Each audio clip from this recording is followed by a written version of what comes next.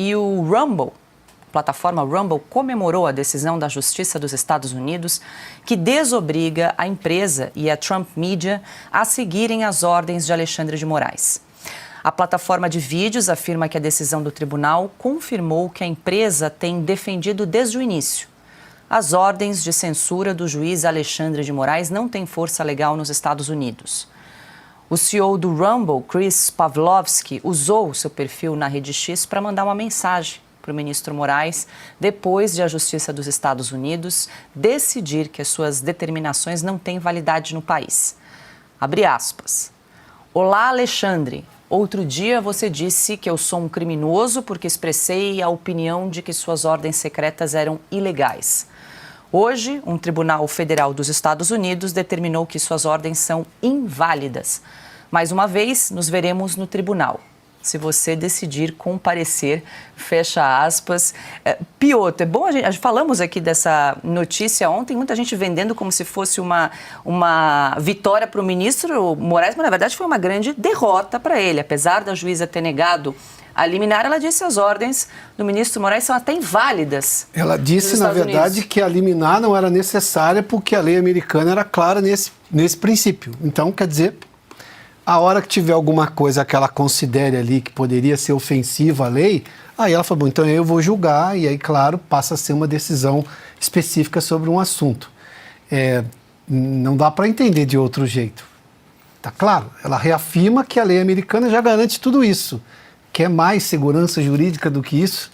Então ela está dizendo o seguinte, se você afrontar alguma coisa do que está muito claro para todo mundo aqui, bom, aí eu vou tomar minhas providências e vou, obviamente, julgar o caso. Mas vamos pegar um ponto, porque tem algo muito grave nisso. Eu tenho alguém que comanda, é dono de uma plataforma de rede social, em que chegou ao ponto em que ele acha razoável, e eu não estou culpando o sujeito, eu só estou olhando para o que está acontecendo, tratar assim de forma jocosa um ministro do Supremo Tribunal Federal. Agora, por que esse ministro chegou a esse ponto? Porque está, neste momento, à frente de uma série de decisões que são consideradas ilegais pela lei brasileira, antes de tudo, do ponto de vista de uma cláusula pétrea da Constituição da República Federativa do Brasil, esta de 88, que, embora o Supremo desconsidere por N razões, ela está em vigor, sim, ela vige, e ela determina o que é regra, e liberdade de expressão é uma regra. Então, esse é um ponto, isso é muito grave o que está acontecendo, mas é importante saber de onde partiu, por que chegamos a esse ponto. Qual foi o início? O início foi, obviamente, aqueles inquéritos todos, a começar do primeiro, determinado em abertura pelo Toffoli, que presidia o Supremo Tribunal Federal, na relatoria do ministro Alexandre de Moraes, que também acumulou outros desses inquéritos. Agora, vamos lá, eu acho que isso vai um pouco mais adiante. E essas outras redes sociais que suspendiam perfis à torto e à direito aqui no Brasil, durante os anos de chumbo desta nova ditadura do judiciário, e que diziam que as pessoas que estavam sendo suspensas tinham violado normas das plataformas. E depois descobriu-se, aquela reportagem da Folha mostrou muita coisa, era o Supremo que estava mandando tirar, mas as plataformas não diziam a verdade, ou omitiam a verdade. Elas vão ter que responder também perante o Congresso americano. Eu estou falando do Facebook, que o Instagram também é do mesmo grupo, né? Estou falando de todos os... Porque o único que reagiu, primeiramente, foi o X e também o Rumble. Os outros, lá tem o Google também, né? Tem o YouTube, por aí vai.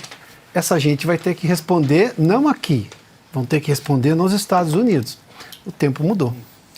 Pois é, Ana, o Piotr foi no ponto, né? A juíza nem chegou a analisar o mérito da questão, negou a liminar porque entendeu que as ordens do ministro Moraes nos Estados Unidos nem afetam aí as partes envolvidas, no caso a empresa de Donald Trump, de mídia, e também a plataforma de vídeos Rumble.